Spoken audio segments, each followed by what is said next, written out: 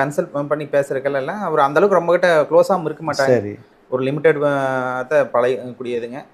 அப்புறம் இவங்கள கூப்பிட்டுருக்காங்க. ஒரு ஏதோ ஒரு ப்ராப்ளத்தினால அவங்க மறுபடியும் போகலை. இவங்க 2 பேரும் அப்பா, அம்மா சரி. போகலை. பாப்பா மட்டும் போகிறாளுங்க.